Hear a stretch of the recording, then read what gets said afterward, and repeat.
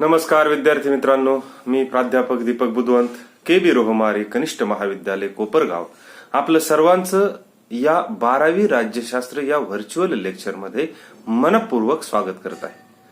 विद्यार्थी मित्रांनो, आपण भारतामधील ज्या प्रशासकीय सुधारणा आहेत त्या आपण या ठिकाणी पाहत होतो.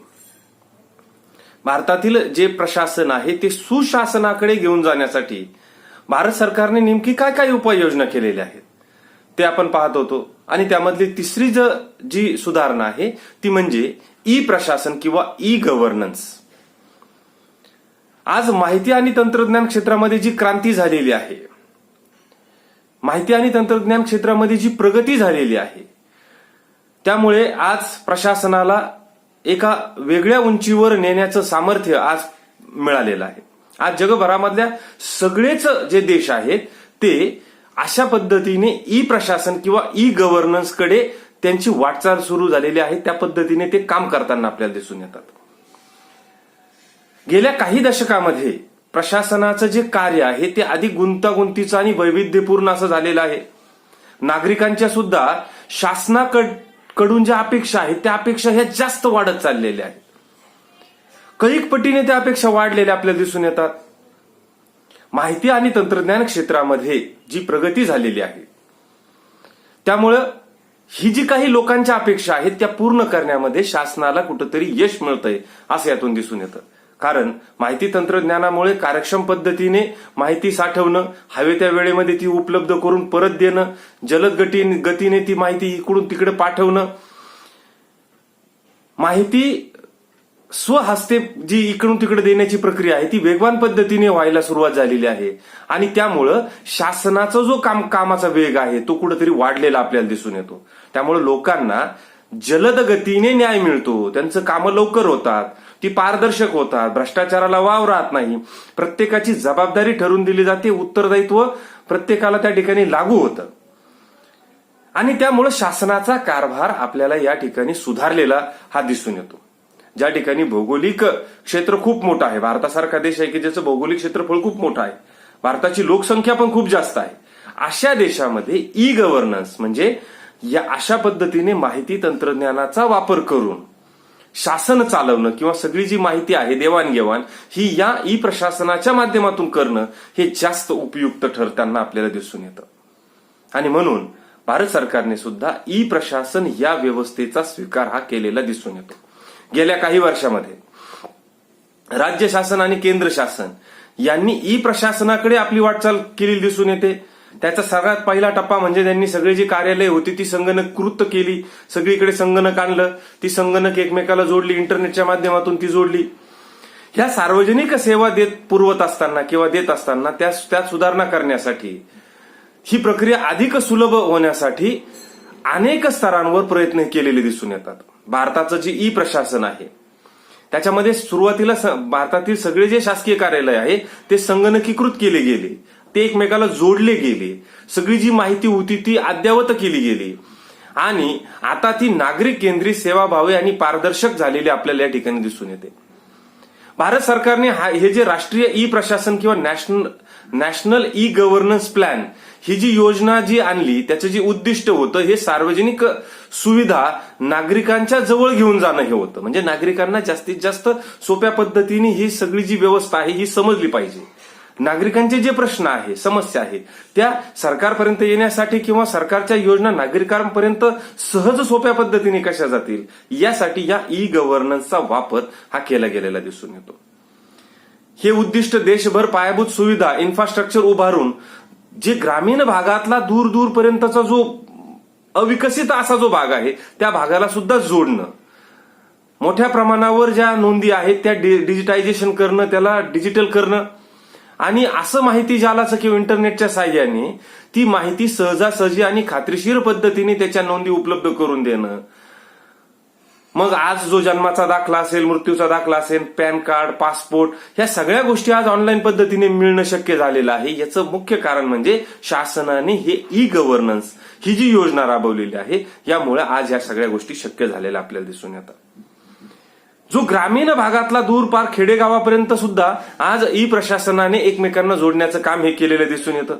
ग्रामीण भागात सुद्धा आज इंटरनेटच्या माध्यमातून सहजासहजी 7/12 उतारा ग्रामीण भागातील मिळू शकतो. तिथली जी काही कामं चाललेली आहे त्याची सहज माहिती उपलब्ध होऊ शकते.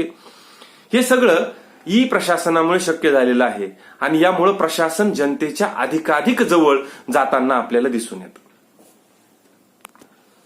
हे जे ई प्रशासन आहे त्याची जी उद्दिष्ट आहेत ही 6 स्तंभांवर त्याची उद्दिष्ट ही सांगितलेली आहेत. आता महाराष्ट्र शासनाने ई प्रशासन ही जी सक्रिय आणि प्रतिकारात्मक करण्याचा जो उद्दिष्ट ठेवलेला आहे या 6 स्तंभांवर ते निश्चित केलेला आहे. त्याचा पहिला स्तंभ आहे तो म्हणजे धोरण आणि कायद्याची चौकट. आज जो बदलत्या काळानुसार जे तंत्रज्ञानामध्ये जी बदल झालेला आहे त्यामध्ये कायद्याच्या चौकटीत राहून नियमितपणे सुधारणा करणं ही त्याचा पहिला स्तंभ त्यांनी सांगितलेला आहे. म्हणजे जे धोरणं आहेत ते ठरवणं आणि ते कायद्याच्या चौकटीत राहून ती सगळी धोरणं निश्चित करणं. दुसरं आहे ते म्हणजे क्षमता बांधणी.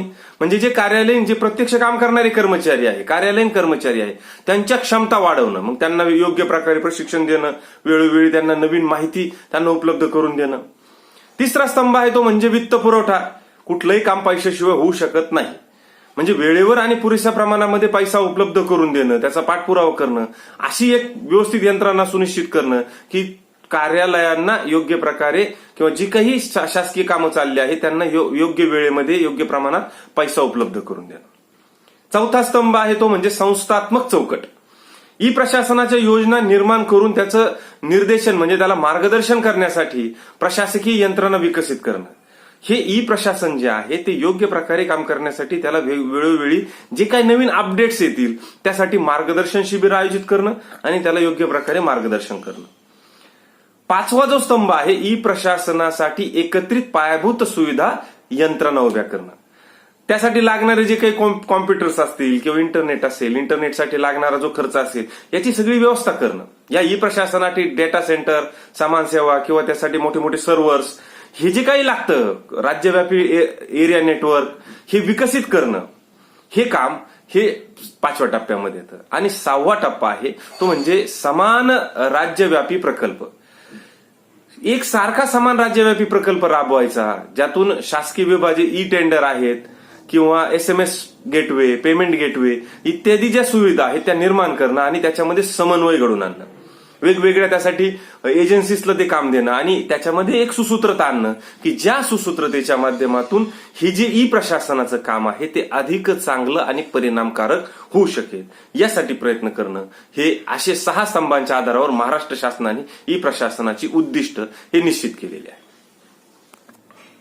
त्यानंतरचं पुढचं जे आहे ते म्हणजे माहितीचा अधिकार. पुढचा मुद्दा जे आपण पाहत होतो की सुशासनाकडे वाटचाल करण्यासाठी सरकारने काय काय केलेलं आहे तर माहितीचा अधिकार हा त्यातला सगळ्यात मोठा टप्पा आहे. माहितीचा अधिकार हा सुशासनाचा महत्वाचा एक पैलू आहे. यातून सार्वजनिक धोरण आणि कार्यवाही याविषयी जनतेला माहिती मिळते. आता लोकशाहीला बळकट करण्यासाठी लोकांचा सहभाग हा खूप आवश्यक असतो. जनकेंद्रीय प्रशासनाची सुरुवात करण्यासाठी ही माहितीचा अधिकार ही खूप महत्वपूर्ण बाब आहे. म्हणजे जनतेचा जास्तीत जास्त सहभाग झाला पाहिजे. जनतेला शासनाबद्दल माहिती किंवा शासनाबद्दल आपुलकी वाटली पाहिजे की हे जे सगळं चाललेलं आहे हे आपल्यासाठी चाललेलं आहे आणि आपण या सगळ्या प्रक्रियेचा एक भाग आहोत असं जेव्हा वाटेल व ते वाटण्यासाठी माहितीचा अधिकार हे खूप महत्वपूर्ण आहे. याच्यातून शासकीय संस्थांमधली पारदर्शकता स्पष्ट होते, कामकाजाची वस्तुनिष्ठता स्पष्ट होते, कामकाजाबद्दल निश्चितता येते, कधी काम होणार आहे, त्याच्यामध्ये कुठल्याही प्रकारे भ्रष्टाचार चालू नाही ना, लोकांना काय कामं चालू आहे, आपल्यासाठी काय कामं चालू आहे याच्याबद्दलची माहिती मिळते आणि नागरिकांना परिणामकारक रीतीने प्रशासनामध्ये सहभागी होता येतं. आता अर्थात हा जो माहितीचा अधिकार आहे हा सुशासनाचा एक मूलभूत गरज आहे आणि म्हणूनच 2005 साली माहितीचा अधिकार कायद्यामुळे नागरिकांना हा माहितीचा अधिकार प्राप्त झाला आणि ह्या 2005च्या कायद्यानुसार नागरिकांना सगळ्या शासकीय माहित्या ह्या सहजासहजी उपलब्ध होऊ लागल्या. त्यामुळे अनेक भ्रष्टाचाराची प्रकरणं समोर आली आणि शासकीय कर्मचारी सुद्धा या माहिती अधिकारामुळे एक जबाबदारीने वागताना आपल्याला दिसतात. लोकांची कामं जलद गतीने होताना आपल्याला दिसून येतात. शासनाबद्दल एक सार्वजनिक माहिती मिळते आणि शासनाबद्दलचा एक सकारात्मक दृष्टिकोन आणि लोकांचा सहभाग यातून हळूहळू वाढलेला आपल्याला दिसून येतो. यासाठी हा माहितीचा अधिकार अत्यंत उपयुक्त असा कायदा केला जेणेकरून सुशासनाकडे शासनाची वाटचाल ही झालेली आपल्याला दिसून येते. आता पुढचा जो मुद्दा आहे तो म्हणजे नागरिकांच्या प्रशासनातील सहभाग. आत्ताच आपण त्या विषयावर चर्चा केली की नागरिकांचा जोपर्यंत त्याच्यामध्ये सहभाग असत नाही तोपर्यंत सुशासन होऊ शकत नाही. नागरिकांना आपलंच वाटलं पाहिजे, हे शासन आपलं आहे, हे ज्या सगळ्या योजना चाललेल्या आहेत हे आपल्यासाठी चाललेल्या आहेत, असं जेव्हा वाटेल तेव्हा त्या ठिकाणी ती लोकशाही सदृढ होईल, बळकट होईल. आणि सदृढ आणि बळकट लोकशाहीमध्येच सुशासनाची वाटचाल ही चांगल्या पद्धतीने होऊ शकते. म्हणून लोकांचा जास्तीत जास्त सहभाग हा वाढला पाहिजे. आता पारंपरिक प्रातिनिधिक लोकशाही व्यवस्था सुधारण्यास आणि तिचं जे रूपांतर जास्तीत जास्त प्रतिसादात्मक आणि सहभागात्मक करण्यासाठी लोकशाहीमध्ये जो हातभार लागतो ते महत्वपूर्ण आहे आणि त्यासाठी नागरिकांचा सहभाग हा वाढला पाहिजे. आता ह्या ज्या सगळ्या वरील सर्व ज्या योजना आहेत ह्या नागरिकांच्या प्रशासनामधला जो सहभाग आहे तो निश्चित करतो आणि नागरिकांकडे केवळ विकासाचा लाभार्थी फक्त तुम्हाला लाभ घ्या एवढ्या पुरतं त्याला मर्यादित न बघता तर विकास प्रक्रियेतील ते एक सहभागी घटक आहेत अशा दृष्टिकोनातून बघणं हे आवश्यक आहे. आणि म्हणूनच भारतामधली जी नीती आयोगाने ठरवलेली जी योजना आहे त्याच्यामध्ये बॉटम फर्स्ट म्हणजे बॉटम अप पासून म्हणजे खालच्या स्तरापासून वरच्या स्तरापर्यंत अशी विकास योजना ही केलेली आहे. वरून खाली येत नाही तर खालून वर येते म्हणजे ग्रामीण भागापासून गाव पातळीपासून तर देश पातळीपर्यंत अशी ही योजना केलेली आहे.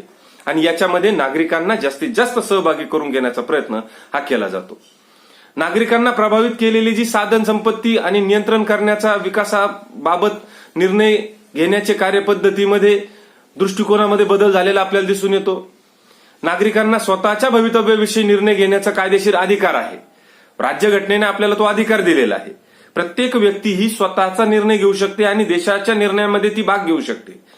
हा जो अधिकार आहे हा अधिकार राज्यघटनेने दिलेला आहे आणि लोक जेव्हा त्या अधिकाराचा जास्तीत जास्त वापर करतील हे जे सगळं शासकीय प्रक्रिया चाललेली आहे ही आपल्यासाठी चाललेली आहे असं जेव्हा त्यांना वाटेल लोकांचा सहभाग जास्तीत जास्त जेव्हा होईल तेव्हा त्याला नागरिकांना प्रशासनामधला सहभाग जेव्हा वाढेल तेव्हा नागरिक केंद्रित प्रशासन होईल.